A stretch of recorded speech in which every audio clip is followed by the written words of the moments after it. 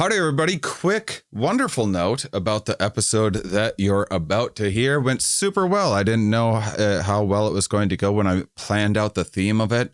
I wasn't expecting it to be as fun as it ended up being. And so because of that, it ended up being, it's another long, we do a career placement test to figure out what jobs would be good for us in an alternate reality where we didn't become comedians or whatever. And we had so much fun doing it that we've decided to make it the second part of it, a bonus episode on Patreon. Now, here's the good news. You may not be a regular Patreon subscriber.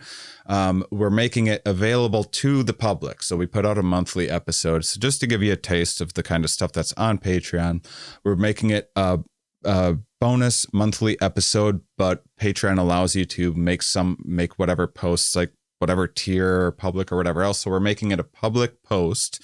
So a few days from the time that you're hearing this, it'll be out there. So if you go to our Patreon page, there's been other episodes like that as well, where even if you aren't a subscriber, you can get a sample of a few episodes and stuff like that. Maybe you will subscribe. If not, you'll still just get to enjoy another episode of this. So check that out and enjoy today's episode. Do it.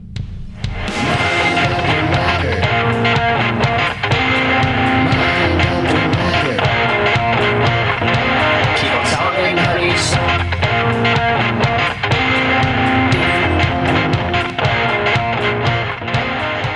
Hello, everybody. Welcome to you have an Abe Lincoln mug? Yep. Wow. You see a lot of like, I'm the salesman on our team. Like I'll always show up with like a Mind Under Matter mug or something like that, plugging the merch. You're repping all the fashionable stuff.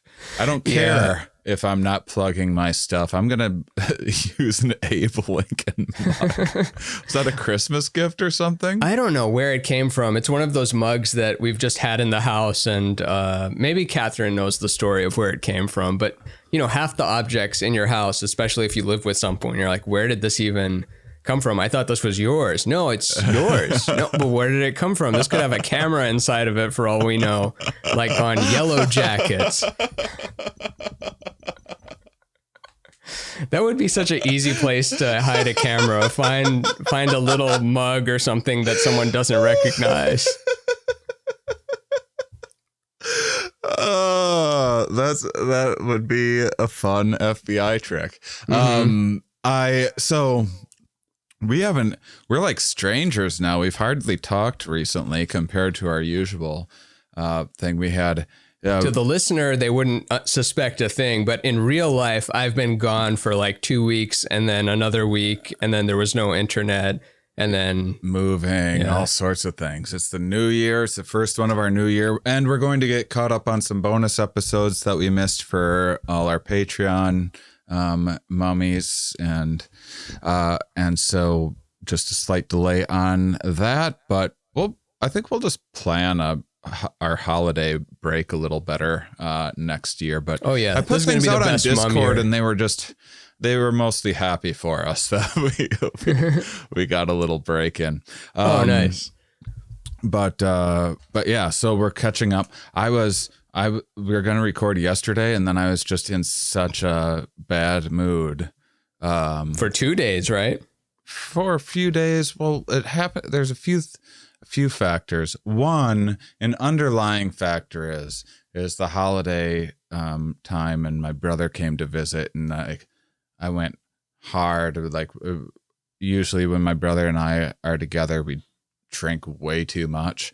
So I drank even more than usual, and I got like bottles of liquor and stuff for Christmas. And then even after he left, I was like, well, New Year, I'm going to, straighten up. And so I'm going to get my last little bits of this and that in. So I was already drinking. I love that story in the brain too. Like, I know you don't experience it as much as I do because you don't have the same control issues, but I like the one more story is a good one. It's A 'cause farewell. What is it called? It's a trope in movies and probably in real life when a heroin user is like, just one more, like for the road, one farewell role or whatever the term is. And that's, of course, when you see them in the obituary the next day. Yeah, it's the I'm farewell gonna blow one. this one out. Yeah, we're gonna really go for it. And it's, what if I die of a fentanyl overdose and there was no like, oh, I do have control issues.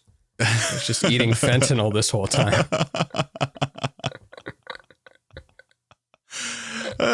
Ramin's just been eating fentanyl. It worked for him. No one knew. He was incredibly productive. I might look into fentanyl, actually. And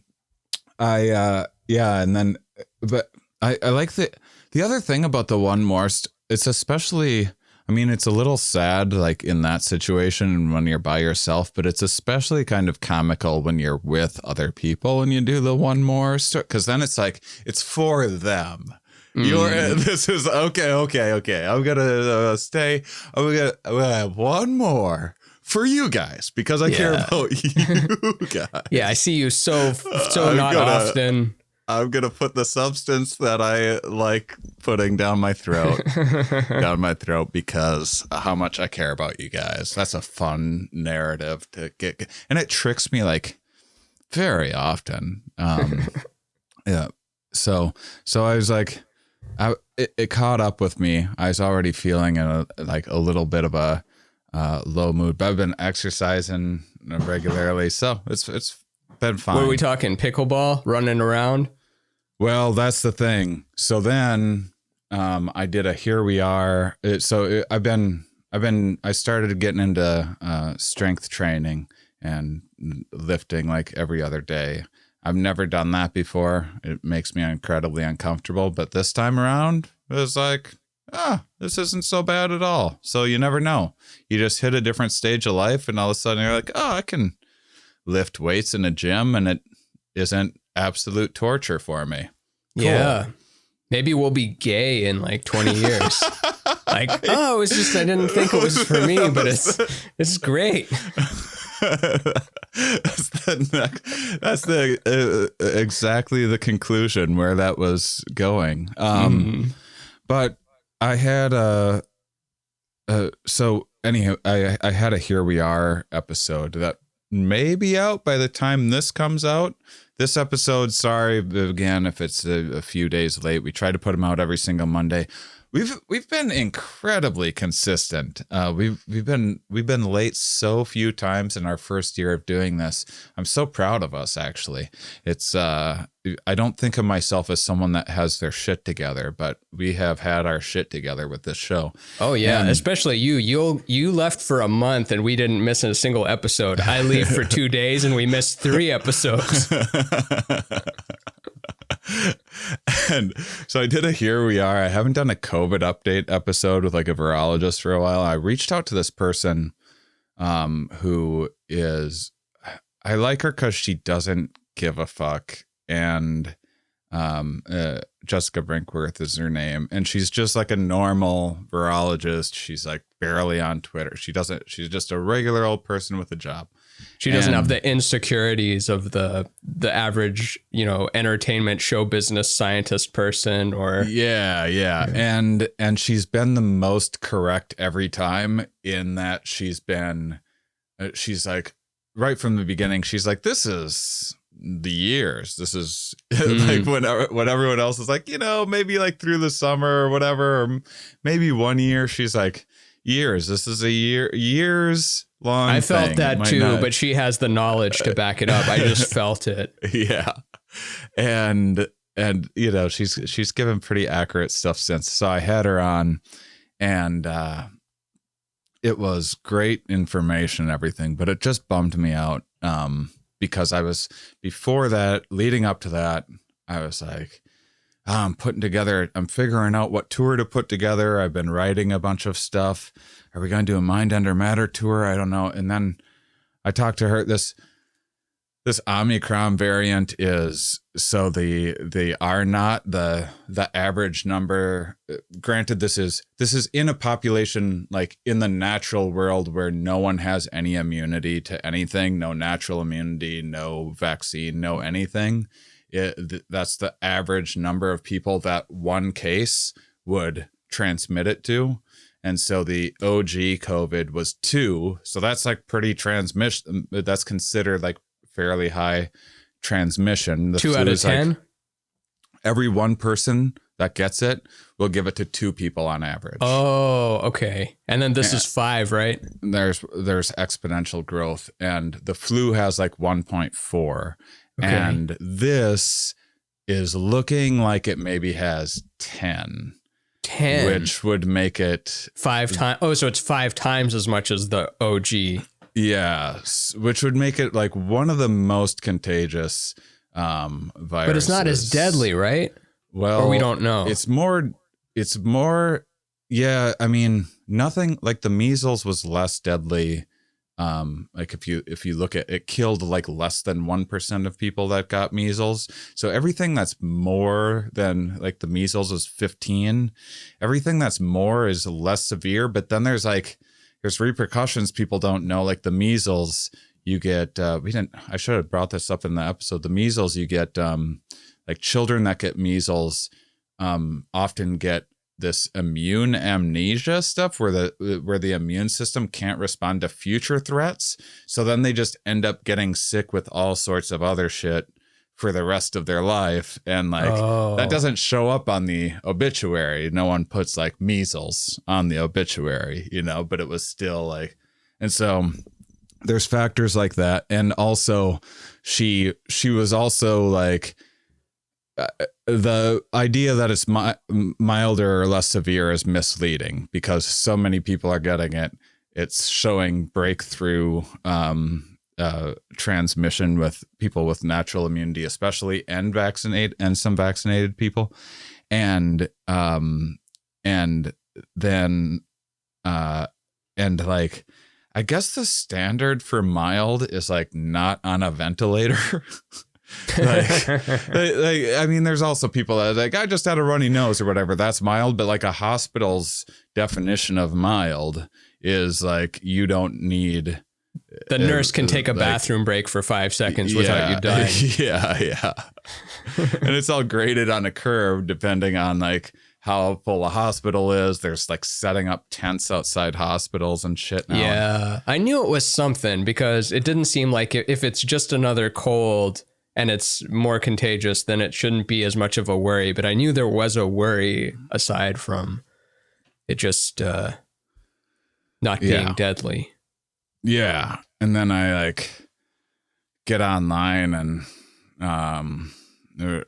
like, of course, there's all these Rogans having these like facts hesitancy people on. And I'm like, oh my God, like this Robert Malone guy who's bitter because he feels like he deserves a Nobel Prize for his part in the mRNA vaccine, which was not insignificant. But why didn't he get one? Because someone else got one. There was lots and lots of other contributors to the, like he thought of an idea, made a note of it, like signed the note, and like other people signed the, like he had like some of the seeds of original idea, which were of course like built on the shoulders of other ideas and so on and so forth. This was decades and decades ago. And then he wanted in, and it's also, I saw some stuff. He might be like working with some people on an alternate vaccine, which is not unusual. The guy, Andrew Wakefield, that started the whole autism vaccine stuff, he was actually trying to, which we've talked about on the show before, he was trying to patent a new way of giving vaccines. And so that's part of why they're setting up so that their film, don't see Armageddon, and then you come out with Deep Impact in 2 weeks. Watch the real movie. We've got Morgan Freeman. What do you have? Bruce Willis? He's good too. I'm sorry. They're going to see them both, aren't they? And it's already disheartening when I got to show up to like my mega family event and hear just all of them talk about their various long COVID issues that they have because they watch too much Fox News or whatever. Like a lot of that's like, that's just going to be whatever it's going to be. But there's all of these, but when these intellectuals get in and start peddling like fringe theories and hesitancy for whatever reason, usually there's some profit motive involved. Like the McCullough guy who he works for a professional anti-vax organization. Culkin? He's the other guy that Rogan had on recently, who's like a cardiologist. There's already a whole new cast of characters I have no idea about. Yeah. How do I keep up with any of them? There's so many, and it's so many. I don't think. First off, like, at least I believe Rogan believes what he's saying, and it's just that these people are catering to his, figuring out like controversial things to say to get on a show because you can gain a lot of benefit from it. And like I think that he's probably pretty genuine and believes in what he's saying and everything, but these guys are vaccinated. Like McCullough and the mRNA guy, they're vaccinated themselves. Like they're and telling other people like, oh, you better be careful, this it's like no one telling people to get vaccinated isn't vaccinated unless they have like a egg allergy or some like peculiar thing where they can't. But it's pretty shady when someone's telling other people, oh, don't get vaccinated, listen to my thing, you need my supplement or whatever else, and then they're vaccinated themselves. Like that's a particular it's kind the of opposite of that one guy that was the guy that was saying I forget his name now, but he would make videos about how great psychedelics were, and then he's never taken one. So they're like the opposite of that. That's the guy. I think that's the guy from Brain Games, which is actually a fantastic show on Netflix. And it's not let's talk shit about that guy too. I don't know what's Brain Games. It's so let me see if I can find this guy's name just so I can potentially slander him. But I've heard this is cooking up to be a Patreon version of a real episode. It's like where we say we're going to talk about one thing, but it's like, who's a real wiener? This guy, Jeff Michaelstein. He said that he rules, but he sucks. Whatever. I said it. Jason Silva. Apparently, he gets a lot of work at these like psychedelic conferences and stuff. He is supposed to be at the Meatdelic one that I did, and he's like one of the big. And he's never once taken which by the way, you don't need to have taken a psychedelic to advocate for psychedelics and explore them as a good mental health. That's a different situation. Like you don't need to have anxiety to study anxiety or be an advocate for better mental health or whatever else. The guy's a good communicator, and I love that show on Netflix. Actually, it's fantastic. Is it a game show? Not really talking shit. It's a sciencey show where he takes all these various like cognitive biases and stuff. It's like my dream show to host, actually. And he let's start a scandal. I heard that that's libel. I can't do that. He goes. He just like goes out in the wild and gets people to fall for these various like mental hiccups and stuff, kind of like he just shows people various tests like optical illusion type things and then explains how they work and why. Oh, that's fun. Yeah, super fun show. And so not talking shit about the guy, but it's a little weird to love the guy. He's the best. Best. But number one. But to be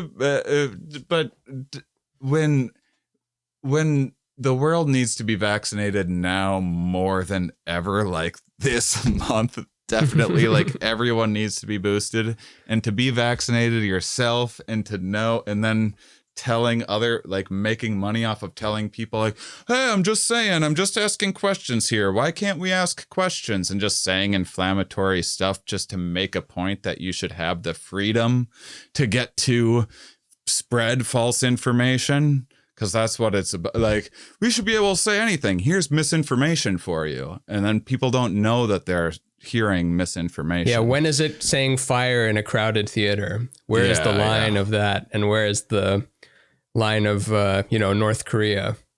So we'll find out over the next 10 years. I don't think we dwell on the topic nearly as much as many people. So that's just me blowing off a little steam a little bit. What this episode is about today. Oh, but before we leave the topic, I want to know, like, do we get to watch Nobel Prize ceremonies? Because I want to see if the guy was, because you said he really wanted a Nobel Prize and he didn't get it. So is he like just clutching his fist in a tuxedo with a bow tie at the Nobel Award? Like I think he like wants to be in the running. Like, I read a little bit. So there's an article in Nature, by the way. If you wanna know more about this, by the way, Nature is the number one kind of science publication that every scientist wants to be published in. And they did a really nice breakdown of the history of the mRNA vaccine. It's hundreds and hundreds and hundreds of people like were really instrumental through the like 70 years since mRNA was first discovered. But they talked about he did have a significant role decades, like 35 years ago or something. But I think when the pandemic hit, he was trying to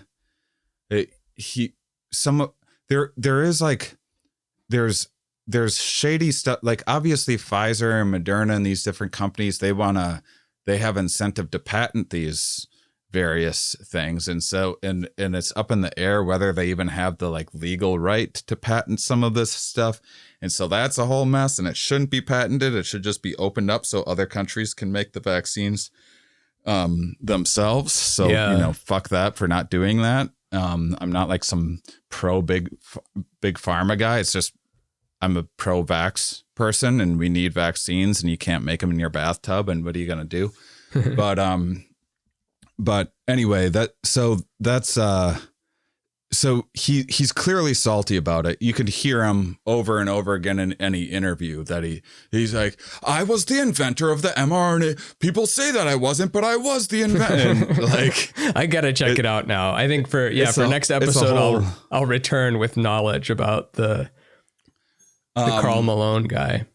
So we're going to do this. What if I just watch Karl Malone videos the whole time? Like, I was watching the wrong guy. Like, I thought him and John Stockton were great. Back to me. That's hilarious.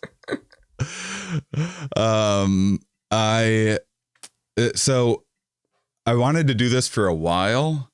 This career placement thing, and I thought, the start of the year will be perfect.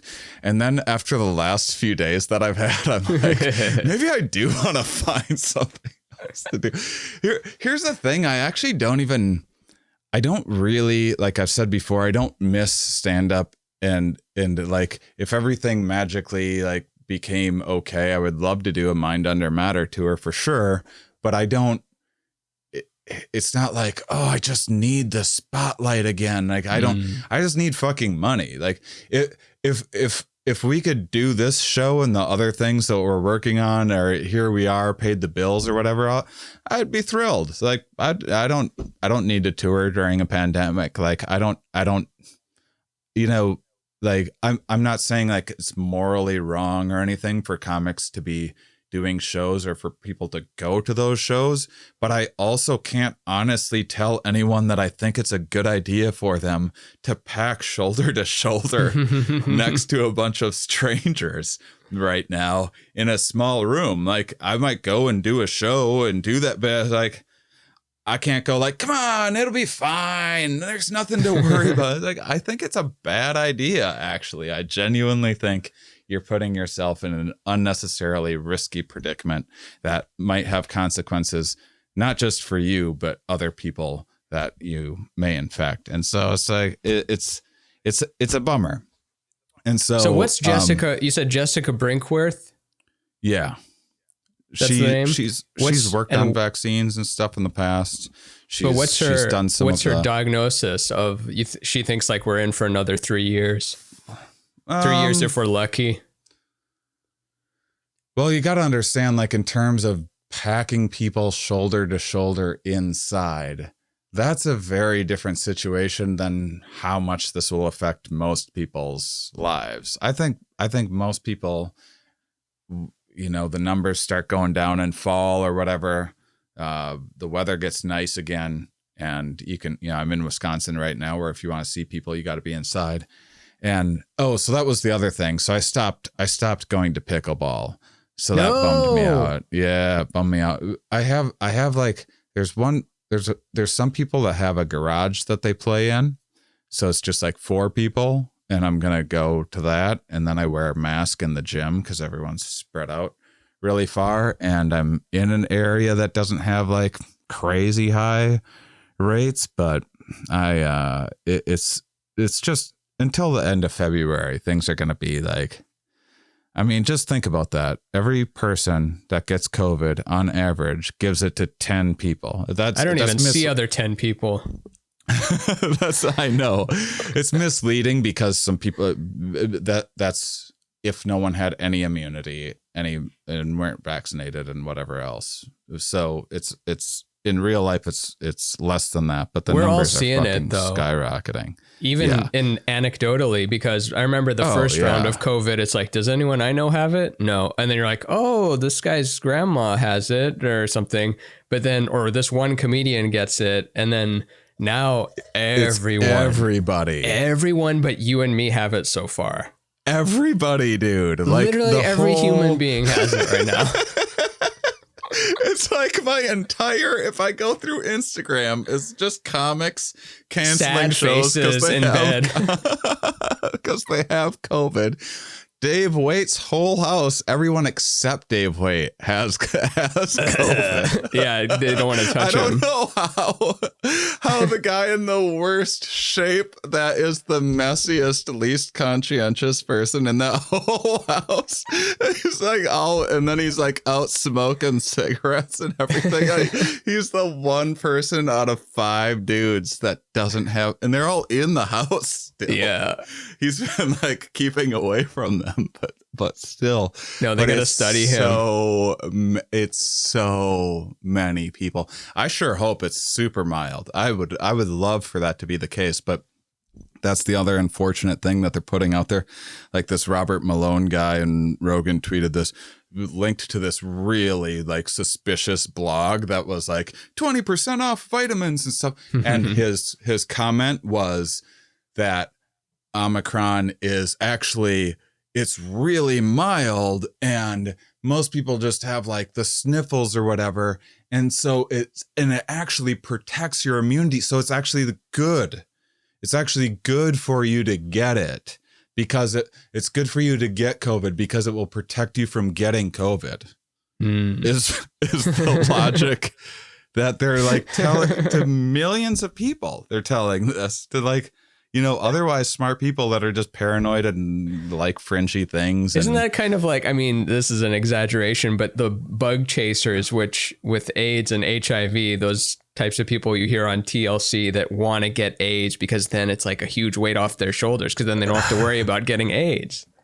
Yeah. Like, as I got it, I don't have to worry about getting it. Before I was worried, but then I got it. So now I don't have to worry about getting it. Which it is one of those weird, I don't know what they call them, like kind of the phantom limb thing, or things where you actively want to harm yourself and you can't take it. You have to go do the harmful thing to yourself. I got some of that, so I should probably be some more sympathetic. But it's different though.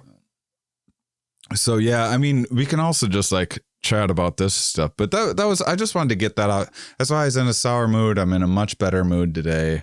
Now this is the free onion ring that comes with the fries, you know? Yeah. You bought fries, you're like, oh, they put an onion ring in there where they talked about Robert Malone and his vitamin site or whatever. So I wanted to find a career picker thing. And I just fished around. So normally when we do these survey things, they're surveys that scientists use to do things. That's not what I'm doing for this. Fair warning, because I do actually trust science quite a bit more than other sorts of things like this. And this is from monster.com. I just happened to find a link for 10 career test type things, like ranked in order. And I looked through, and my biggest criteria was, is it free? But I did a few, and I hope if they don't end up being fun, then this will definitely be a bonus episode, and it'll just be like some bonus. If it's like, that was sort of fun, I'm hoping it will be, I don't know if some of these questions will be as interesting as like personality stuff, but at the end of it, we get to find out careers that would suit us. And it's actually pretty interesting how they put it all together, because you can also, at the end of it, we'll get to pick our level of preparation that we're willing to do for it. Like, do you just want a job tomorrow, like entry level, or are you willing to go that to school, already gives me anxiety. Are you going to yeah. Just anything, like, do you want a job tomorrow?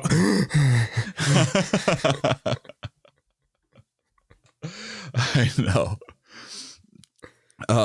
So I'm just trying to give a disclaimer that I'm not vouching for any of these. Don't go to these things like, I'm going to figure out what to do with my life. I don't fucking know. No scientist told me about this. It's just something I found. And the one that I found, it was ranked third on there. It's called My Next Move, if you guys want to follow along at home. It is sponsored by the U.S. Department of Labor, which is why it's free. And it's also one of the longer, more sophisticated ones that I found. So I hope we get it in the time. Otherwise, we'll just tell you what the result is at the end or something. And so, yeah, this is the Department of Labor. This is like the test that they use to put you in the grinder and the Pink Floyd wall video. This is how they so we're gonna find out how it works. Is it's really specific. So a lot of these career path things, they ask you, they're very much like a personality test, and then they put together like foggy things of guidance counselor stuff. Did you ever go to a guidance counselor, by the way? I mean, I did when I moved from Canada to Texas. They have to like talk to you for that reason and get you all sorted out. But other than that, I didn't need to go like, oh, Billy's throwing tomatoes at me during recess and I want him to throw apples at me. And then I have to go complain to Miss Trahan about the problem. But no, I don't think I have. Maybe I have. I mean, I remember going to the principal's office and stuff, or like the teacher, but guidance counselor, I've never had to be really sat down and like be set straight. I was pretty like low on the radar with that kind of stuff. Yeah, I had it in my head at like 10 that I was going to be a stand-up comedian, and didn't tell anyone, but I was like, there was no other option for me. I knew it. And so anytime I'd take a survey like this or whatever, I'd be like, oh my God, thank God I'm going to be a comedian instead, because that sounds awful. Now, when I looked through this stuff, I'm like, I don't know, maybe I could have a real job again one day. But it does make me, it's also fun to, I also found it's fun. It is fun to think about the different ways your life could have gone. It can be miserable too, but it's amazing that your brain is able to make all of those simulations and so readily. You can imagine, like, I know we're supposed to be here now all the time, constantly, but also like, what about our imagination? Yeah. It is. When people say that, like, the message of it is, it's the exact opposite of what you think, where it's like, you got to be here now. And then you just imagine boring desk, boring brain chemistry, boring, blah, blah, blah. But it's supposed to be that opposite thing where the now represents the infinite possibility of all disconnected and connected nodes of everythingness that could possibly be. That's what the real now is. But then when you're like, oh, I got to be here now. Clip it and ship it. I Clip love it, the way ship you it. said that. I think when We I look haven't back done a on the bop it sentence, in a while. it doesn't make any sense. It's like got vector and node and What do you web mean? I and thought that was really well said. oh well, don't I thought put that this was part perfect. in. Put the clip it and ship it part in. We do need the clip it and ship it back. Oh, people are missing impressions. They're demanding more impressions. I'm missing a couple too. I couldn't even do a good Mitch Horowitz the other day. Sounded like a half Kermit the Frog. Thoughts are causative. Thoughts create reality, which is not to say that a baby born addicted to crack will forever be addicted to crack.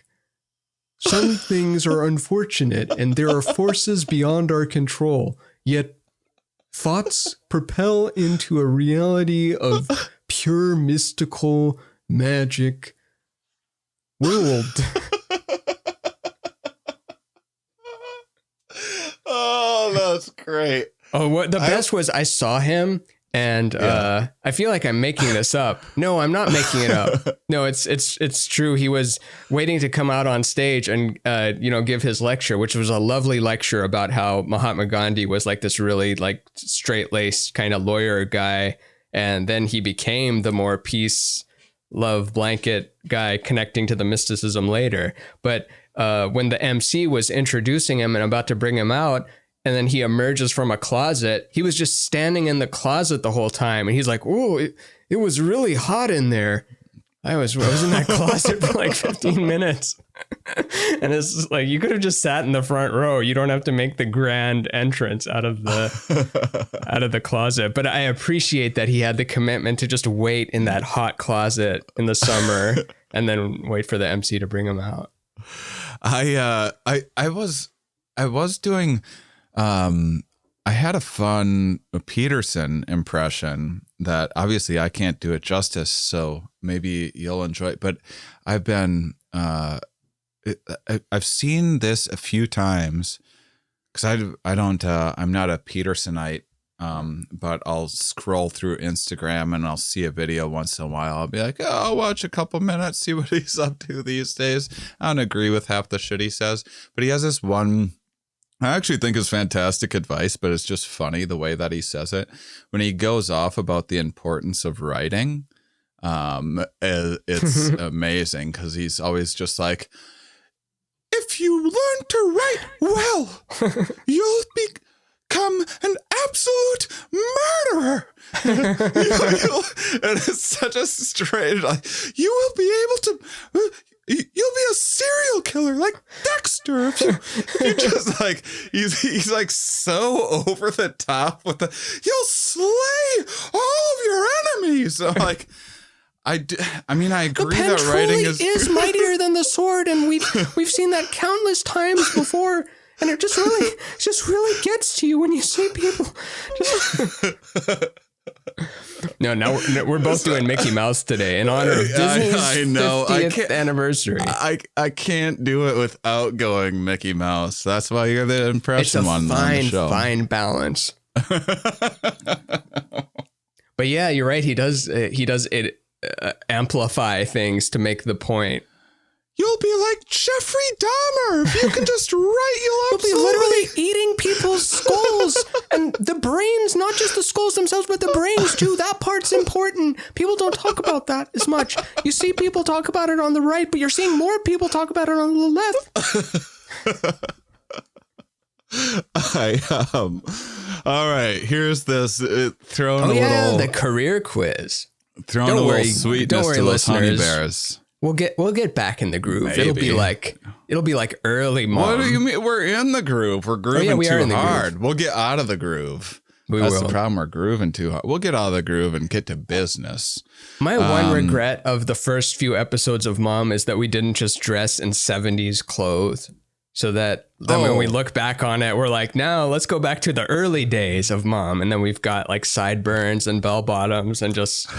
Even though it was recorded in 2021, but still. That's one of the most fun and discouraging in an amusing way. better word than discouraging feedback that I've gotten from like some of our best fans that I've put out on Discord and stuff like, hey, what episodes have you liked the most? And so people are just like when you guys dress up and stuff. I'm like, oh man. Like, should we start an OnlyFans? We just do OnlyFans now. Like, I've read fucking books that I don't even necessarily want to read so that I'll be able to like present really big ideas and figure out the history of how things happen along and we evolved to be here. And people are like, yeah, I actually like when you guys go off on tangents and don't talk about that stuff while wearing funny clothes. That's can you do an episode where you both wear Groucho Marx nose glasses mustache things? I just always wondered what you'd look like if you wore those. I'm a philosopher, gosh darn it. But I do love this show because before this show, I was feeling like, oof, I'm maybe starting to take myself a little too seriously. And now I feel like this got me in the sweet spot. Nice. Yeah. By the end, no scientist should agree to talk to you. That's by the end. You'll have lost all serious credibility. So we got strong dislike, unsure like, and strongly like, which is a method of surveying that we both strongly like. This is the five. Yeah, we're big fivers. And so it specifically says try not to think about, which is a stupid way to do things, because if you say don't think about a purple chimpanzee, you immediately become Yuval Harari talking about purple chimpanzees. But he goes, it says, don't think about if you have enough education or training to do the work when you get these, and don't think about how much money you would make doing this work. So just turn off most aspects of your brain turn off everything that this reality is based in a completely beyond even theoretical physics, hypothetical environment vacuum where money doesn't matter. What activity would you do? Yeah. Also, there are no right or wrong answers. Okay. What activity would you do if all your needs were met financially, creatively, and spiritually? Do that. I would be float tank hooked up to IVDMT employee. We're closed all week.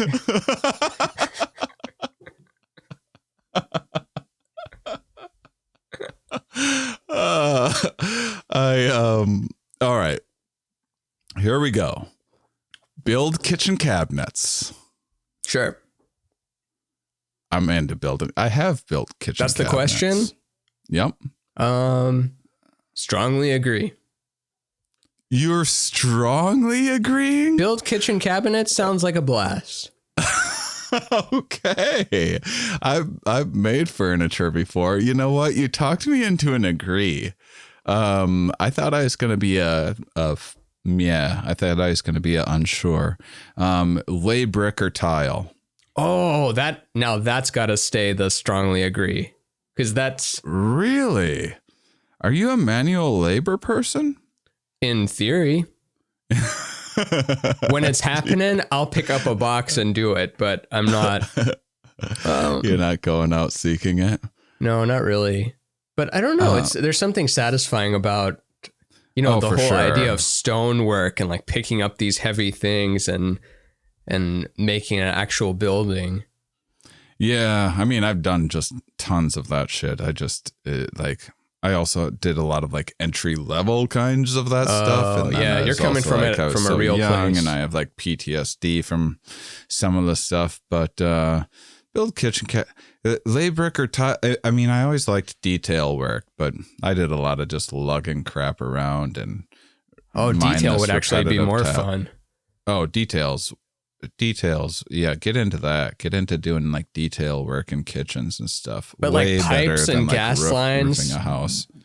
That sounds stupid.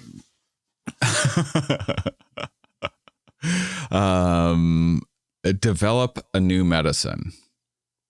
With what? Oh yeah, with like I don't know. Like on one, I guess unsure there. Unsure. I believe it or not, I think I'm like a dislike. I think interesting.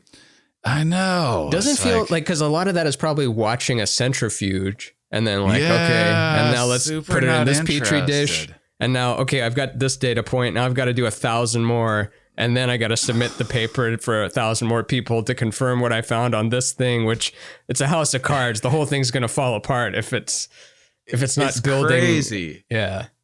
Because people ask me if I'd want to be a scientist, or if I consider going back to school, or if I'd like to be a scientist in some parallel universe or whatever. And I'm like, I don't know. Like, one of the things I've learned from being a scientist is like, I'm not sure I'd want to be a scientist. Like, yeah, those motherfuckers work real hard, and it's not all making discoveries every day and exactly like, mind blowing. Yeah, you want the juicy bits. Like you're trying to harvest the juiciest bits from all of the people in those fields, and not like even as a, to sell the juicy bits for clicks, but just because that's what gets you going. I love it, man. I love it. Like, I have a butterfly episode coming out. Nice. Most people be like, who gives a fuck about butterflies? I'm like, well, one, I understand not caring about the science of butterflies. And two, it's at the same time, it's a case study to understand how all of the universal laws of life work. And so, God damn it, we need to learn about butterflies, because learning about butterflies will help you learn about other insects, which will help you learn about other life on Earth, which will help you understand yourself and the universe that you're in. Why wouldn't you want to learn about butterflies? And then I'm like, oh, of course people wouldn't want to learn about butterflies. I don't blame them. I go back and forth. I have wild swings. Yeah, that's what makes the show interesting. And also, just for the Imaginell state alone, like, what is that? When they become a caterpillar, it melts into goop and then it completely reforms. That's exactly what I said. Yeah, like it doesn't goop. It doesn't goop.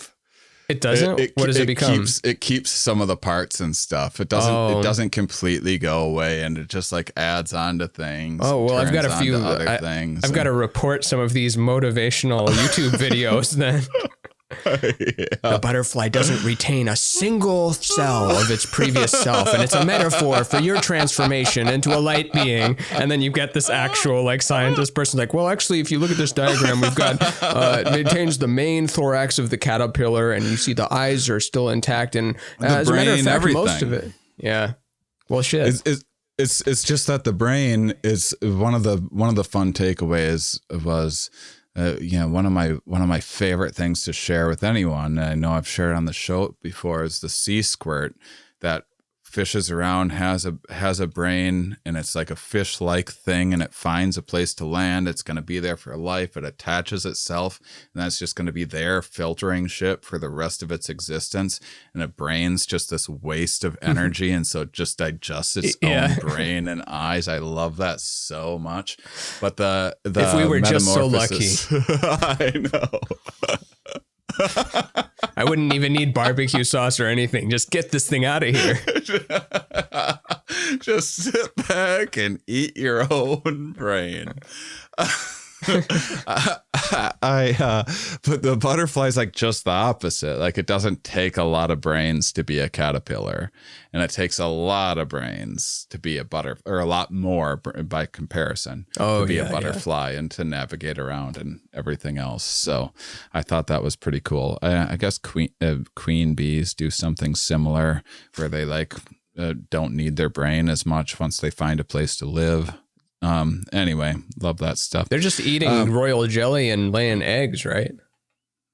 That's what the queen does. Yeah. Yeah. You just kick up your, they're not learning dances or anything.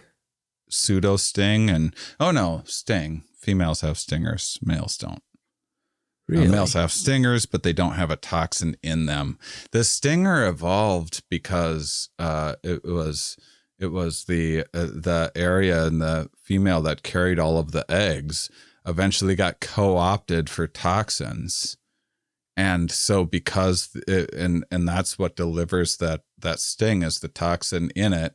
And so because males never had an area for carrying eggs, they also never evolved an area for storing toxins. And so they'll poke at you with a stinger, but you'll never feel it'll just scare you.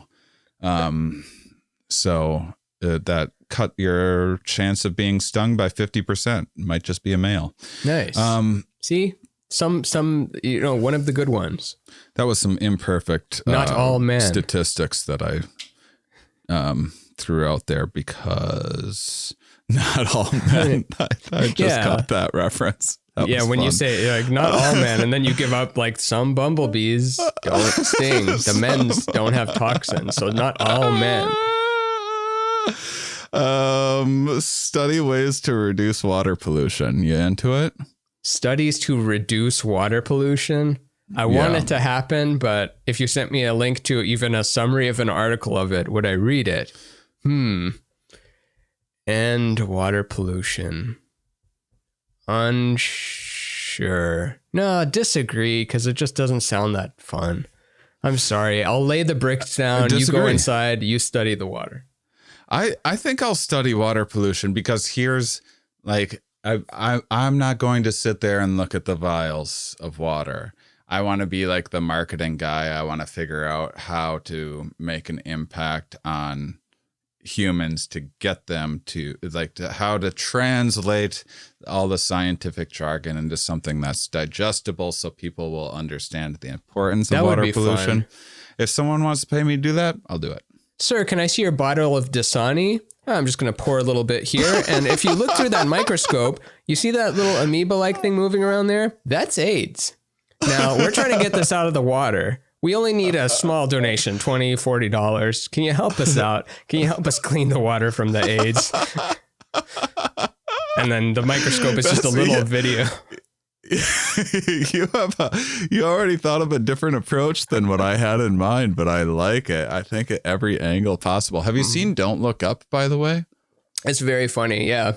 And I guess, it's a metaphor for climate change or something. I think it's a better metaphor for COVID, honestly, because COVID, there's like simpler solutions. It's very difficult, but the urgency with COVID and you can use masks and vaccines and stuff like that to combat it. Whereas climate change is like, oh my God, do you know how much is going on in climate change? Like, Jesus, it's overwhelming. And it's like, you can't. Environmental stuff is like to get a farmer to do a different thing to change this and that so that the fertilizer doesn't run down the Mississippi and into the Gulf that causes red algae blooms that end up killing a bunch of sea life in the Gulf and then destroying the fishermen's income while infecting other people with respiratory irritation but you're just a farmer in Iowa and you got to tell them that they got to put in like some $80,000 like gutter system for their fertilizer. Like what? Yeah. I care about climate, environmental issues. I've never had to pony up tens of thousands of dollars for some dude I never met for a thing I don't understand. Yeah. I think I thought it was climate just because Leo DeCap signed on for it. And I know he's a big climate guy. So I thought that's the only reason. But that's really, what everyone's saying. It works both ways, though, because when you can break it down as the, vaccine, as the rocket, and it's literally going to inject the comet to spread it out to not be one big over concentration on the hospitals or something. But really, it was just like a fun idiocracy type movie. It was like Dr. Strangelove meets Idiocracy. Those are like two of my favorite films of all time. Guys, if you've never seen Dr. Strangelove, I mean, you should see both of those movies, but if I had to pick one for you, man, Dr. Strangelove. Whew. So good. You've seen it, right? No. You've never seen Doctor Strangelove? I don't think so. Like, I've seen Doctor Strange, but Doctor Strangelove, I have to check here. Black and white Kubrick film. Oh, okay. I know. Please watch it. But it's so good. It's one of my favorite films of all time. Because it's about the bomb. Yeah, the bomb was the big threat of similar the 50s. vein. Yeah. I would say Don't Look Up is closer to Doctor Strangelove than it is to Idiocracy, but it's a nice blend of both of them. Really good. And Peter Sellers plays like several different characters in it, which I don't know if you're familiar with any of his work. Yeah. But as someone who likes characters, Peter Sellers does some very impressive characters in that. He plays multiple roles, like before the Nutty Professor did. So he was like the OG multiple characters in a movie. Real good. See, this is so much more fun than I always get anxious whenever I'm trying out a new thing that it's like not going to be entertaining because I don't have control of how it's going to go. Yeah. We're just having free flowing fun. Write books or plays. What do you think about it? 100%. Sure. Strongly agree. Sure. Strongly. I haven't written a play yet, but I could do that right now. Ophelia walks in, stage left. Oh, what a wonderful day, madam. Madam was confused. Ophelia had never spoken with that accent before. She had been known to have her occasional eccentricities. All of a sudden, a door opens.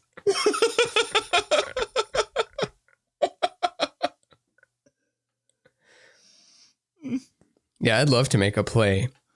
Have you ever seen Oh Hello? Oh, hello. No. Is that what's his name? The Star Trek guy. Mulaney and with Nick Kroll, of course. Yeah, Too Much Tuna. Yeah. Too much tuna. That's how it started. It started as a sketch called Too Much Tuna on Kroll's show. Yeah. The two old Jewish guys, Gil Faison and something. Yeah. But I thought first off, I'm a fan of both of those guys, but I didn't think I was going to like Oh Hello. When I was like, I'll check it out because I'm a fan of those guys, especially Mulaney, and it's fantastic. Highly recommend. Yeah. Play a musical instrument. Of course, yes. I need to get even more. I'm not done. The reason I'm still here in a physical body is so I can still get more instruments. You know what's so crazy is I'm kind of like I'm almost like a dislike. I'm close to, it's so, I think it's like stemmed in insecurity or something like that. Or I just don't have something that clicks in my, I don't know. I'm going to put down a neutral, but the craziest thing about that is that I would rather build kitchen cabinets for a living than play a musical instrument. Interesting. Like when I put it's surprising to find that out about myself. Teach an individual an exercise routine. Teach one person an exercise routine. Disagree. Okay, come on. Come on, Jeff, one more. That's great. All right, come on, give me one more. All right. Now, I know we normally do 2 sets of 4, but today we're going to do 5 sets of 3. I think it's going to be good to shock your muscles up a little bit. I need to take this call really quick. You just go ahead with that. We're going to come back, drink some water, and yeah, keep that hustle up. All right? All right.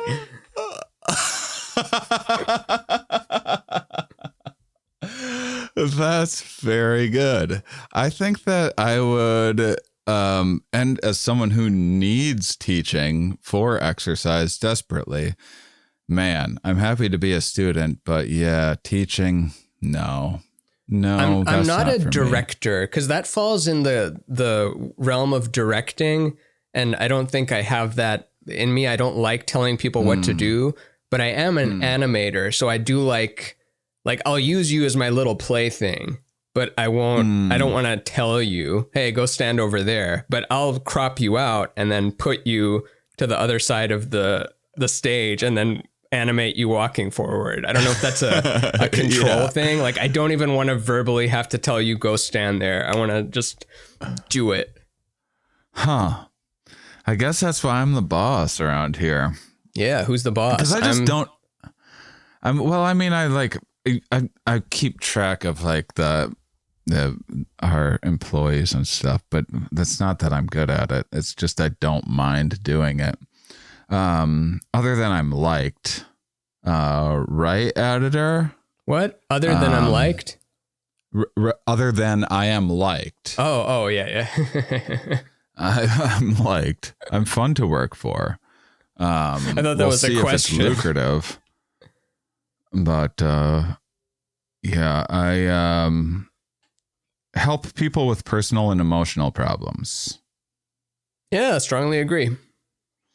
I think I'm a strongly agree there too. Personal problems? Are you kidding me? I'd love that. I do that for free.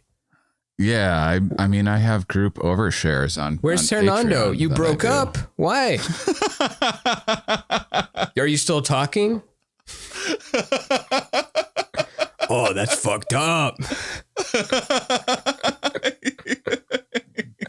I've been told I have the ability to like extract personal information quicker than like I guess people trust me because I don't judge, and that's true. Like, so I'll like someone will tell me they had an abortion and like their friend of 5 years didn't know that, but then I met them for 3 seconds and I'm already getting some juice.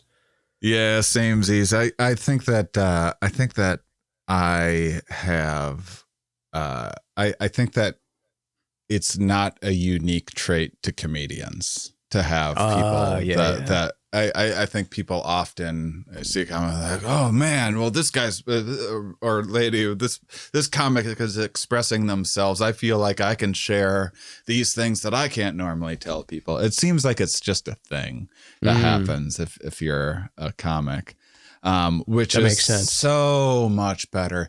Give me that all day over your joke ideas. Please don't give me your joke ideas. I need to seek therapy. You want to lay some heavy shit on me? I'm here for you. I'm down to hear it. Love a good conversation. Especially if the joke is not more than 2 lines.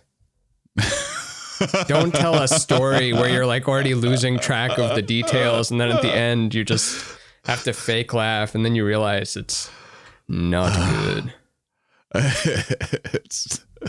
It is brutal. And you don't have to be a professional comedian to be funny. It's just like, like I meet people after shows and stuff that are funny, but they're not telling jokes. They're just funny. They're just like funny people to be around. But people that aren't want to tell you jokes. Buy and sell stocks and bonds. Strongly disagree. Okay. Because I could do that right now and I don't, and it's not in my interest to not do it. But I guess it is just gambling, and I'm just judging myself for my losses, because I could have very easily have lost tens of thousands in Bitcoin had I played it more. But I've heard of Bitcoin for a long time. Didn't it take a little bit of a dive lately? Yeah, it did. It went from 60K or something to 40, but it's gone up and then it went down like a third, then up a lot, then down a third. It's trending up for sure, but who knows when to get in on it. But I think it's a smart idea to just have a little bit and hold on. Why not? Yeah, I think so too. If you want to send us Bitcoin, message us. We'll take it. I remember Noah Lampert telling me years ago, like, hey man, just buy a little bit of Bitcoin every now and then and you won't be sorry. That's all I'm going to say. Just a little bit every now and then. And I knew he was right, but I still didn't do it. I'm just like, well, I don't feel like investing in cryptocurrency. Yeah. Don't you feel like some people are getting a little too into the goof coins? Oh yeah, it's hilarious. I don't know if you've seen the new South Parks, but no. Yeah, it's all about that and NFTs and No, I can't even keep track of it. It just looks like, I know it's an outdated term.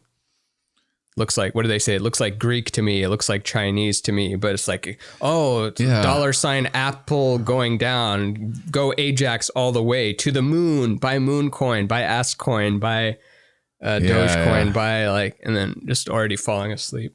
I think there's some interesting stuff happening where people are Bitcoin rich and like don't want to report it or whatever, and are figuring out ways of finagling things through like NFTs and stuff to like pay themselves in certain ways. And so I think it's got a bit more to do with that than the actual value of what an NFT. But you know, paintings and stuff have historically been used for money laundering and all sorts of things. I know there's an easy rebuttal to this, but I still like the statement that Adbusters put out about how NFTs are creating artificial scarcity in, this post-scarcity world we want to make. So we don't want to have anything to do with making artificial scarcity when the world we want to live in is this post-scarcity world, not like, okay, you own the little JPEG. Like it's starting from the wrong principle from the get.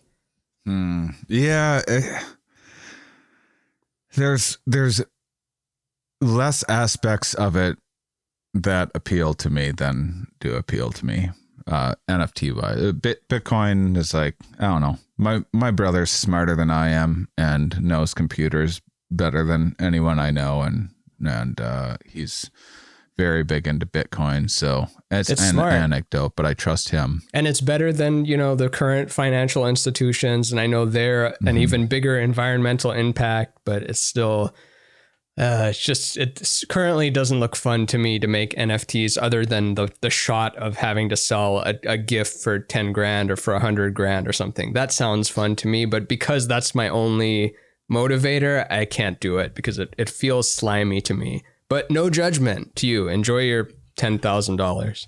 It's also to buy and sell stocks and bonds. You're talking about learning a thing and paying very close attention to it. And I love learning, just not that. And it would distract me from all of the learning that I love doing, that I don't even have to motivate myself to do, and focus on learning a bunch of shit that I don't want to do, which is like I could teach myself it's not real. Editing and other stuff. Yeah.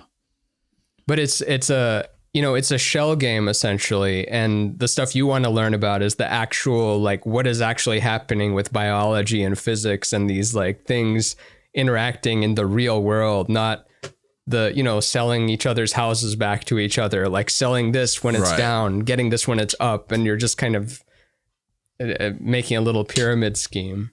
Yeah. Nah. All right. Here's the next one. Manage a retail store. Strongly disagree. There's a part of me that I'm like, there's interesting psychology going on there in terms of like where you place things and stuff. I sort of like just seeing what engages people and see. Like, have I ever talked about the grocery store layouts? I still want to hear it. I don't think you have. Yeah, but whatever.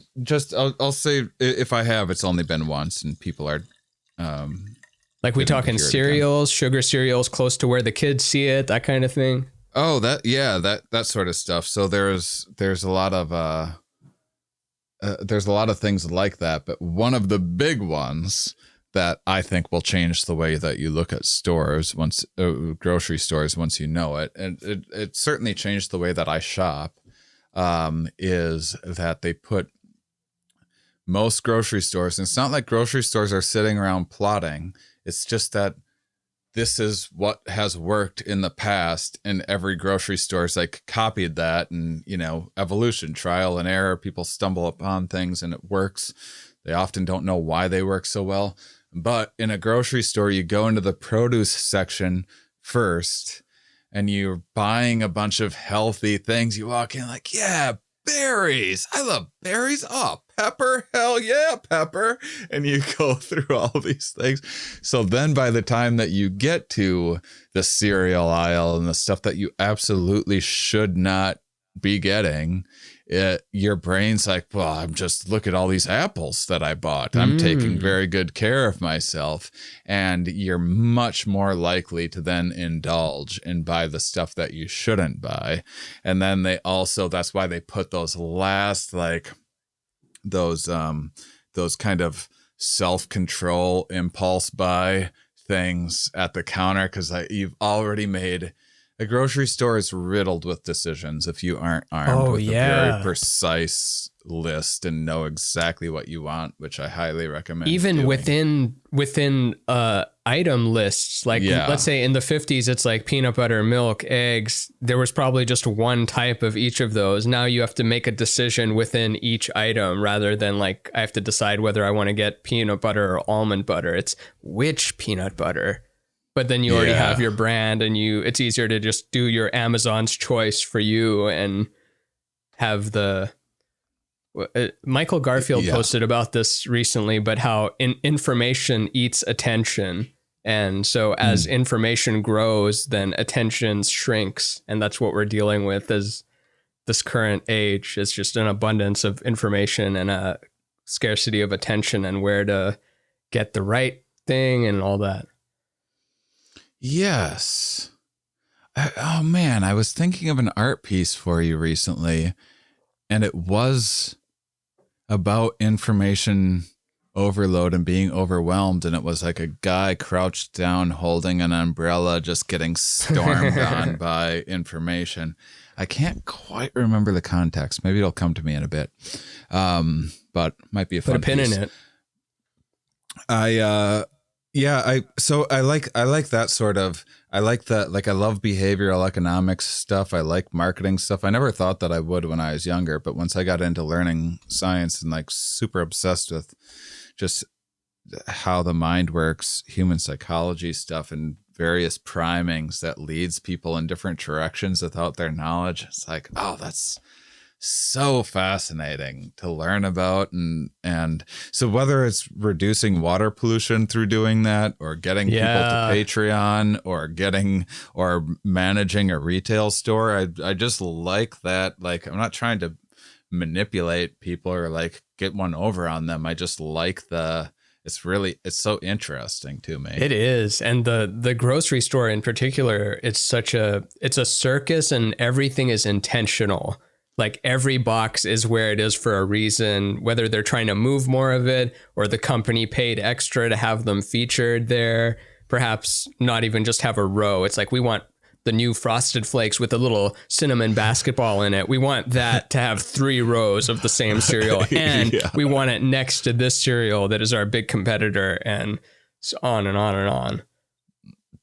Yeah, it really is quite fascinating. So yeah, I think that I'm more of like I think I would do a retail store just because there is like when I think about building kitchen cabinets or laying brick tile, there I do have some sort of like it appeals to me on some way of like, yeah, working with my hands and I can do that. And I like putting things together, but I know the reality of showing up every day doing that. I'm like, it's a nightmare. And it doesn't age well and whatnot. Whereas like retail store, I don't know. I feel like I have a decent eye for clothing and stuff that I've developed over the last 10 years or so. Wow, I don't know. It might be kind of interesting. I'm just too focused like on the negative thing. Yeah, I'm focused on like, I have to deal with the shoplifting. I have to deal with this guy threw up and we have to clean it up. I have to tell Stephanie that you can't wear earrings that big anymore. Corporate says that earrings have to be at least this size. And if it's a stud, it has to be this size. No chokers. You can wear a necklace, but no political imagery, no religious imagery beyond, I don't know. I think I can do that. I think I got no problem with that. Yeah, I think that I just don't, when it's necessary, I don't mind telling people, like, but I think I can communicate clearly why something needs to be done in ways that makes sense to people. Yeah. I don't know. I don't find myself getting too anxious telling people what to do. Develop a spreadsheet using computer software. As opposed to what? Like writing it with a ruler and pencil?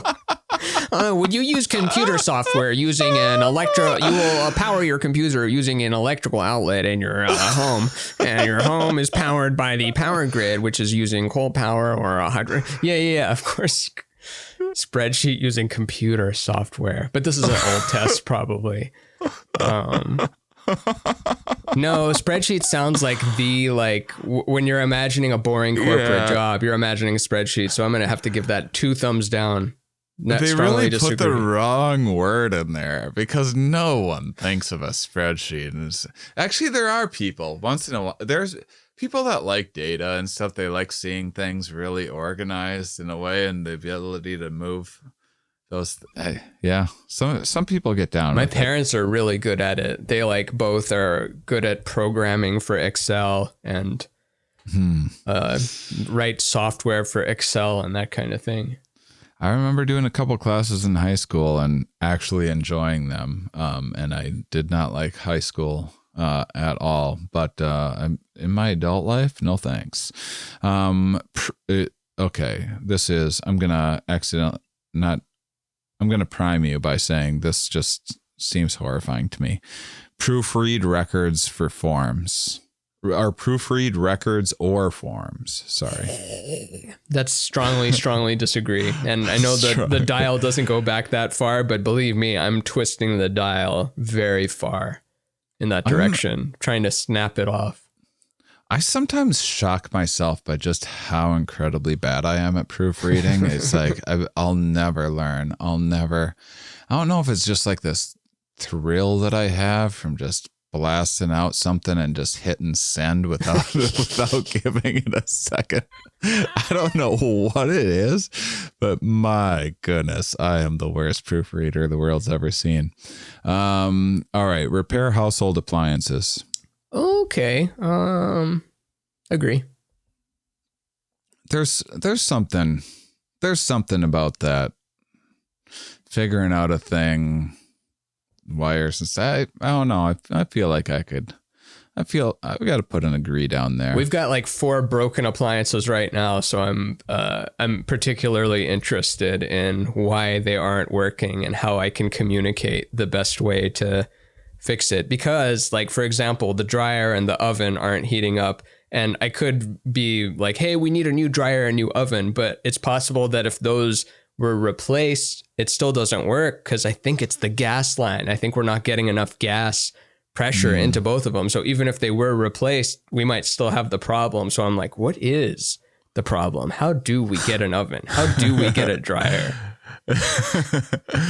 You're not bad at that kind of stuff, though. I'm all right. You figure out things. You figure out stuff like that. I think with being a musician and plugging in chords to various things too, but then also being a web designer and doing apps and video games and that sort of thing. Yeah, I can make stuff work if I care about it. I had this memory of when I lived in Austin with Maggie, who you remember, and she is a veterinarian, and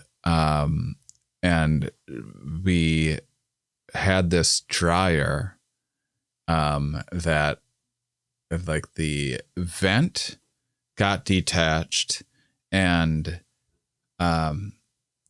there was something about it that was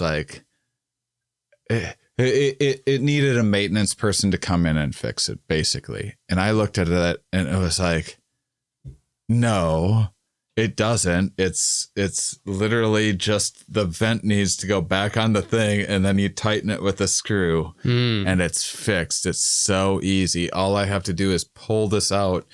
And she's like, you'll scratch the floor and stuff, and then we'll have a deposit and blah, blah, blah. She was, I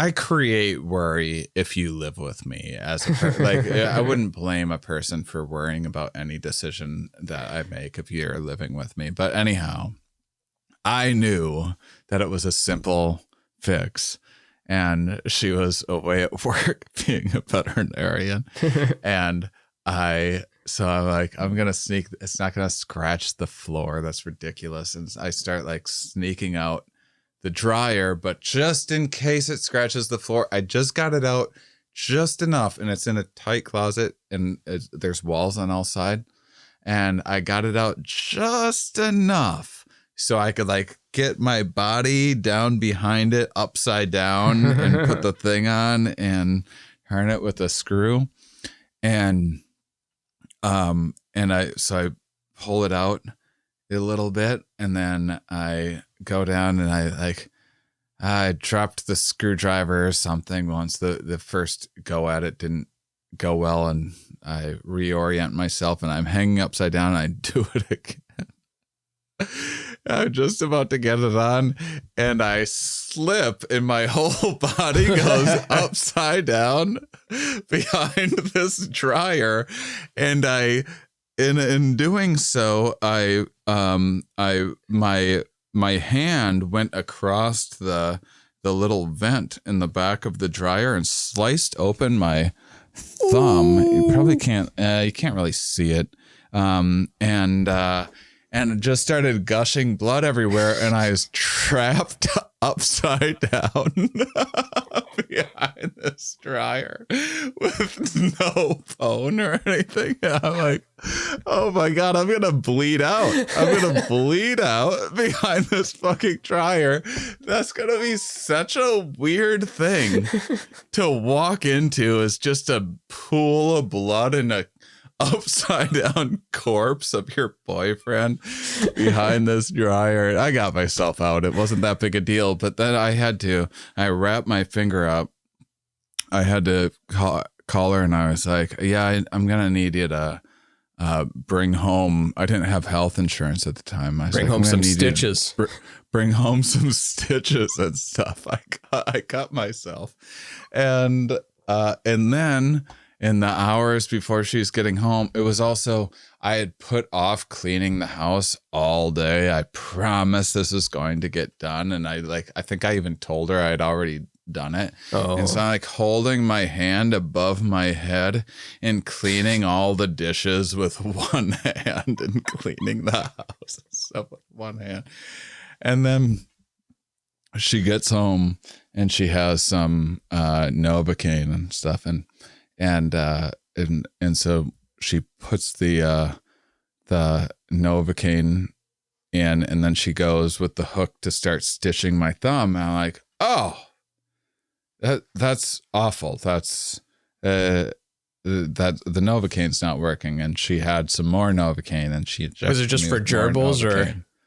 Yeah, something didn't have like adult that. human. She Novocaine. didn't know how much to give me or whatever. So I think she gave me one shot, just like, a smaller one to start. And then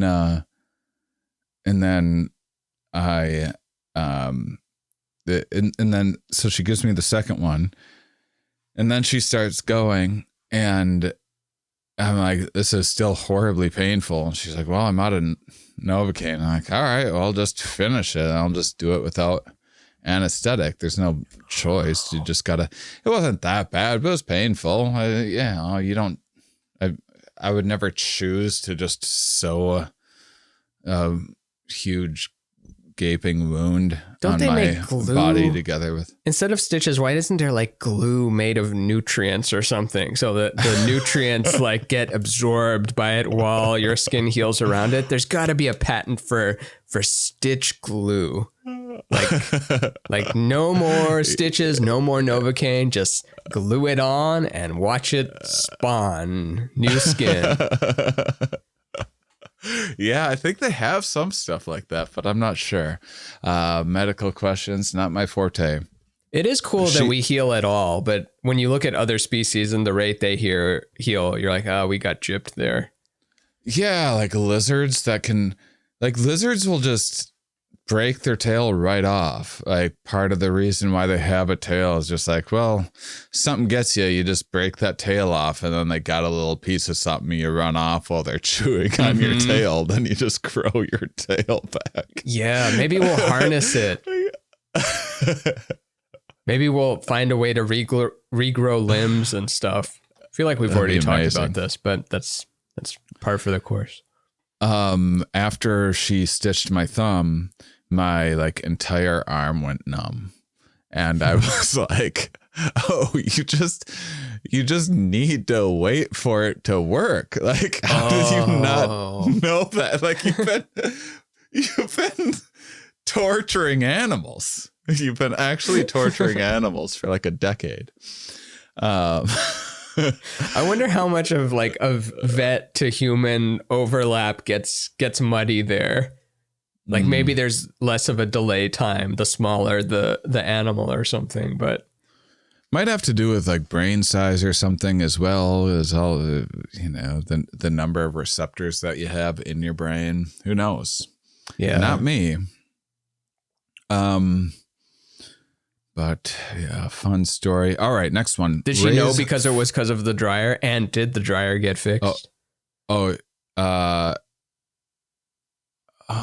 Did the dryer get fixed?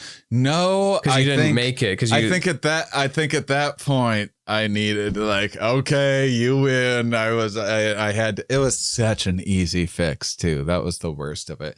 All it needed to happen was for it to be pulled all the way out, and it wouldn't have been a big deal.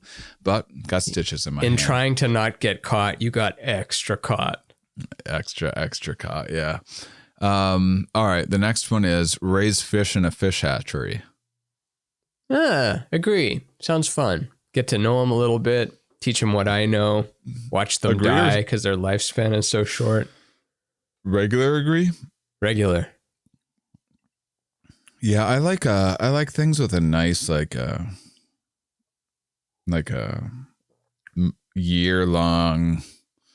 couple year long lifespan or whatever, because then you can.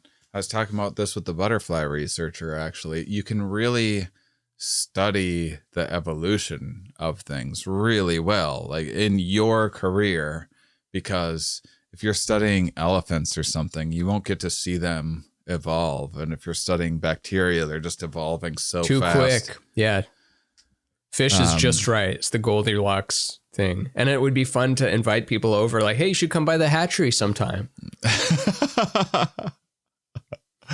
Party at the hatchery. All right. Conduct chemical experiments. See, the word conduct makes it really cool.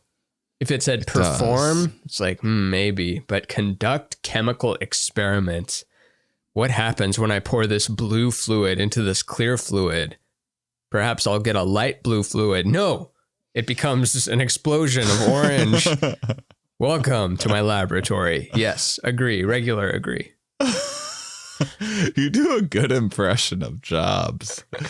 Thing I'm learning. Maybe that's about my you. Netflix show. Every job with Ramon. Watch as I describe every job without actually going to it.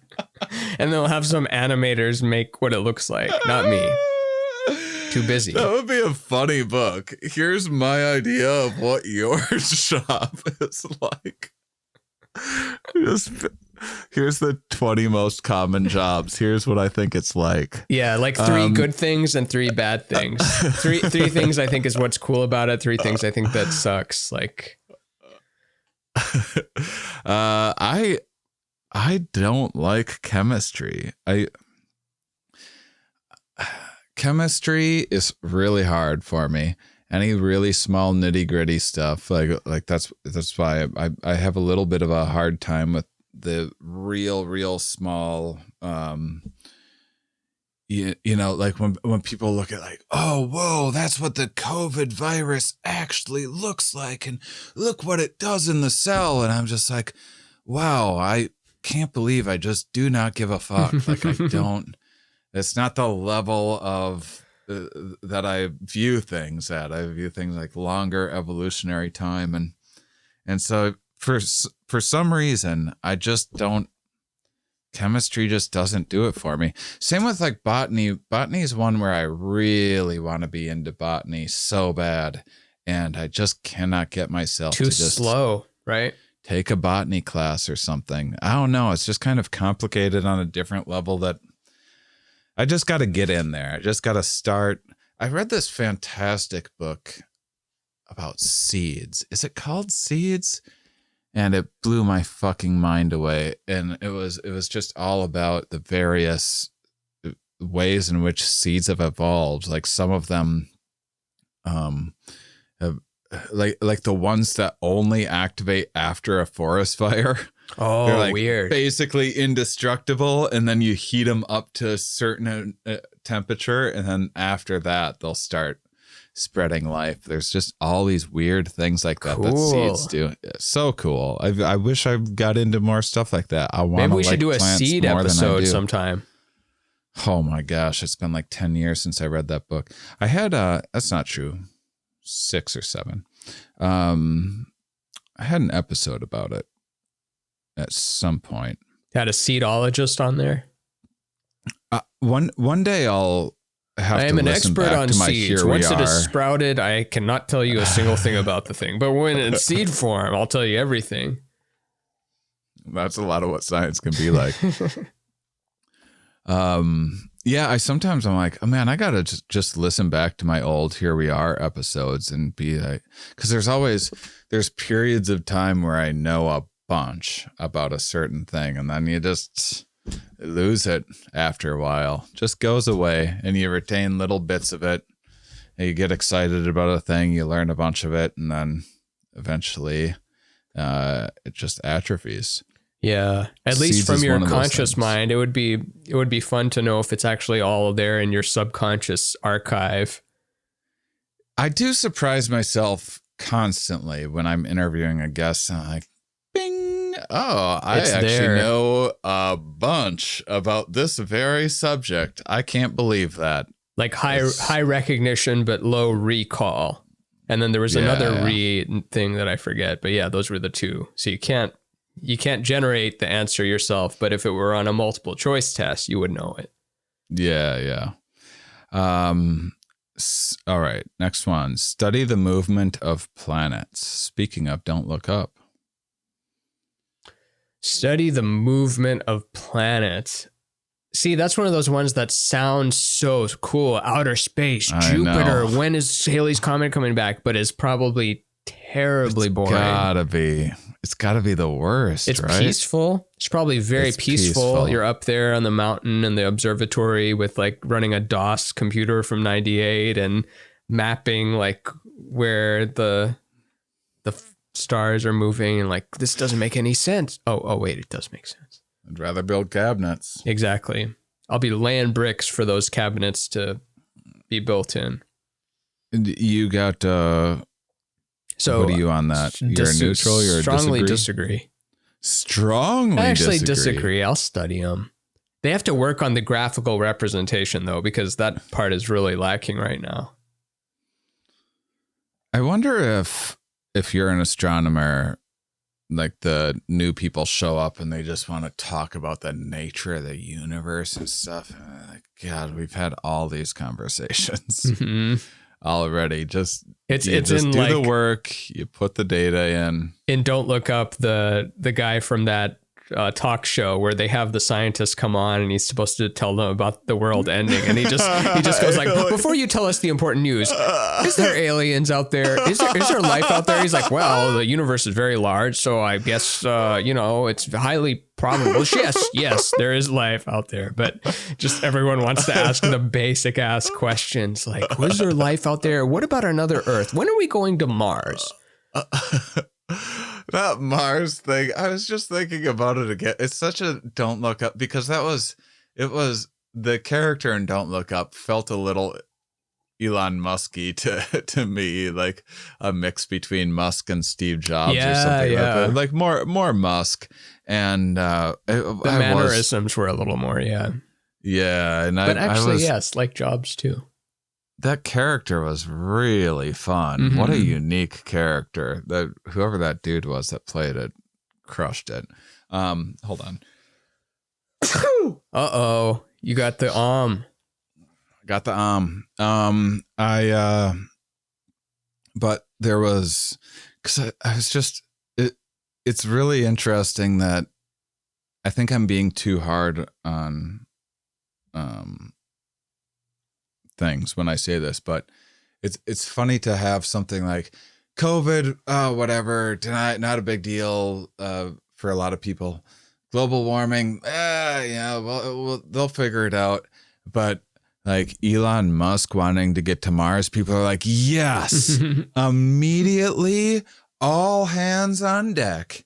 We need to make sure that future people, like, you're not going to Mars. You are not. You're not going to live on Mars. Your hope is that your great grandchildren will inhabit a planet that is way worse than the worst parts of this planet.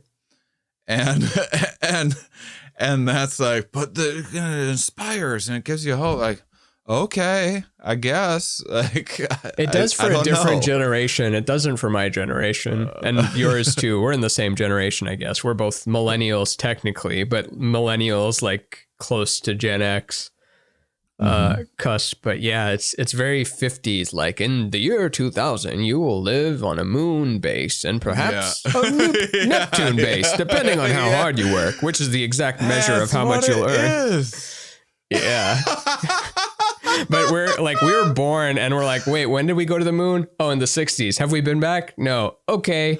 Are we going again soon? No.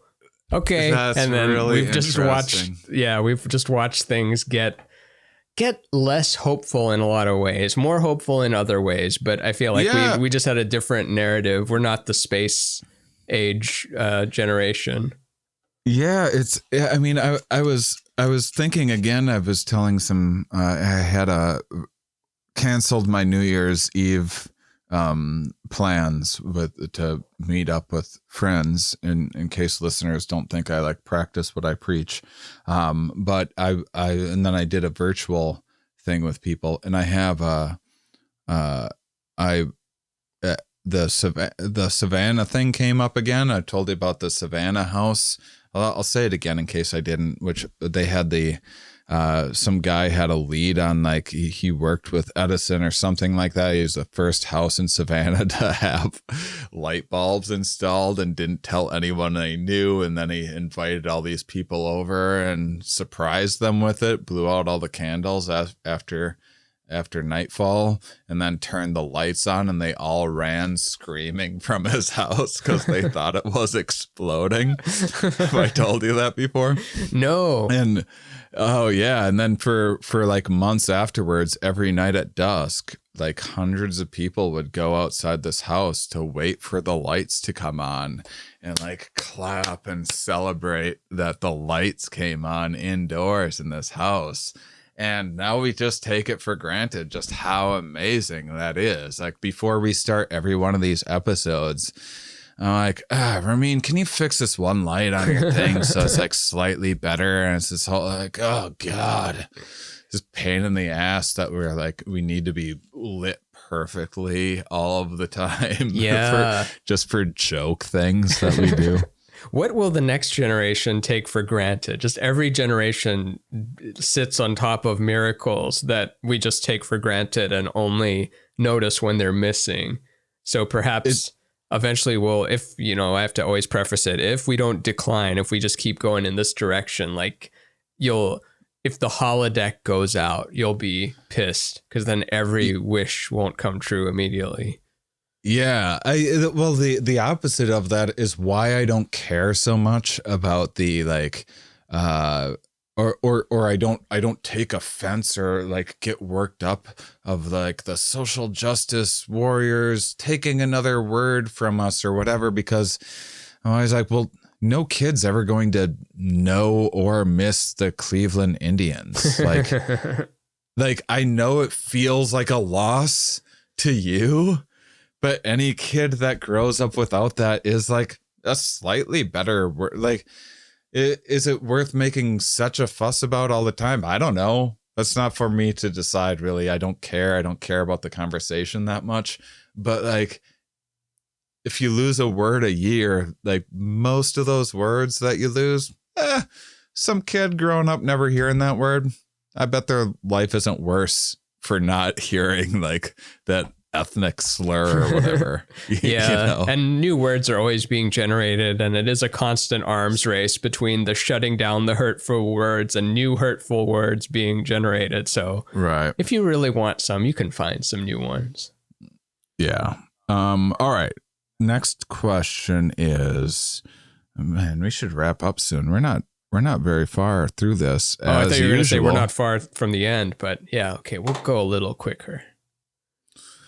I mean, we should just do this as. I'm enjoying this. Are you having fun doing Of this? course. Should we do this as a bonus episode Second half for bonus? part 2, or should we do it just 2 episodes in a row? Strongly agree, bonus. Okay, strongly agree bonus. All right, second one's a bonus episode. Maybe when we go to do it, we'll insert an outro. I'll think about that. Otherwise, it's just going to end in some sort of fashion that I haven't thought of yet. We'll pick it. I'll say I lay bricks for a living, and then you build cabinets. Oh, that's a decent way to start of where we are so far. All right, compose or arrange music. Oh, of course, strongly agree. Can't do it. Disagree. I mean, it doesn't sound like torture. I just think I'd be awful at it. Same with the next one. Draw pictures. Already in it. Give career guidance to people. Oh, strongly agree. Really? Yeah. As long as I I'm don't a have to little see them again, surprised. or as long as they don't have to. No. They don't get to see me again. I get to watch what happens. I'm like, I just told them that they would make a great vet. I hope this pans out all right. That's the thing with the guidance counselor. Does anyone show up 20 years later like, you son of a bitch? Yeah. You told me to pursue this path. I listened to you. You were my guidance counselor. There's probably a lot of the opposite worst advice I ever received. You think so? Like you told me that I wouldn't amount to anything, and now I'm worth $20 million. Take that, Miss Hoopkins. And it's like, I don't even remember you, and I'm dying. You're dead now, Mrs. Hoopkins. That's what you get for saying I wouldn't amount to anything after all I did was disrupt the class and draw pictures of you smelling your own ass. That's what you get for saying that I wouldn't be the perfect millionaire. Well, you talked me into the guidance counselor. I'm an agree. I'm not a strongly agree like you are, but you talked me into an agree. And also, so if you guys, I want to go to a good school too. I don't want to go to a rough school and be the guidance counselor that has to talk to the kids with real issues. yeah, well, you gotta sit backwards in the chair and stuff, which is it's not the worst position you could sit in a chair. It's maybe it'll just go that way eventually. You'll have your office job and everyone will sit. I wonder if that's maybe the maybe the bonus episode. Oh, you can't do it with your chair. I'll get a chair. I'll get a do it with different chair and sit backwards. I could easily do it with my chair. I'll get a different chair. Done. What was what was her name? Jessica In the Brinkworth. movie? Oh, what? No, what no. movie? The sitting backwards in the chair talking to the kids. Michelle Pfeiffer. Oh, what Is that movie? it? Oh, come on. There's I got to introduce you to everything. Like Coolio was in it. You haven't seen Dr. Strangelove. You haven't seen the Michelle Pfeiffer. What's the Coolio movie? Not Cool Runnings. That just has the word cool in it. Although a missed opportunity there to not put Coolio in Cool Runnings if he's not in it. Coolio Runnings. Yeah. Dangerous Minds. Oh, no, that sounds famous though. You haven't seen Dangerous Minds? No, I want to catch up on my 90s movies. I goodness. always enjoy a good 90s movie. Oh, The world yeah, doesn't Michelle- exist anymore. Michelle Michelle Pfeiffer has to deal with like this rough neighborhood kids and like turns a chair around and sits down on it and then like makes a cool pose and then gets real with them and it inspires. Cool. The first backwards chair teacher ever.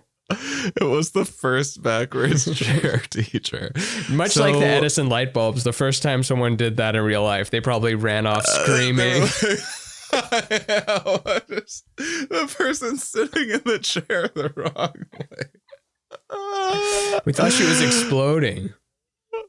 So, listeners, you can go to mynextmove.org. Again, it's not an endorsement. It's just a fun thing that I found. That if you want to take the thing yourself and if you want to see the bonus episode, which this is perfect because we need to record a bonus episode to get out for January. So it'll be available like very shortly after this. It takes a little time to edit and pull highlights and stuff like that, but it'll be available days after this one. So go to Patreon, Mind Under Pod, and I think. By the way, if you're already on Patreon, Mind Under Pod, by the time you're listening to this, you should have a message in your inbox, which we talked in the New Year's episode about, asking for if you want a birthday card, and also found out that sometimes you need to refresh or update the Patreon app to be getting all of our content updates in the feed, and sometimes you need to be using a different browser. So if you aren't getting regular updates from us and want all of our bonus content, you might have to do that. Patreon, get your shit together. How much money do you have? I know, there's podcasts. A little crazy. Yeah, there's podcasts singular that make like $100,000 a month. Yeah. And then they're the platform that has who knows how many of these, and they're taking like 5% off the top. So yeah, we should just make a Mind Under Matter app and have people do things for it one day, a few years from now. But other than that, Patreon is fantastic, and this show is ad-free because of it, and we count on your support. We had a good year last year. The best year we've had. We didn't completely meet our goal, but that's because we set very ambitious goals, and we made quite a bit of progress, and it's gone up every single month. We have our editor paid for now. We'd like to get him more money. We'd like to get Rihanna Banana some more money for social media stuff and whatnot to help grow our fan base and everything else. So thank you guys so much. And those of you and that was, I was about to do my outro for Here We Are because we haven't recorded this in so long. It's like the ending to Newhart. Oh, start one more time. Take two. Yeah, take two. And cut and reset. And I don't know what they say always. But until next time. Keep on salivating, honeys. Ding.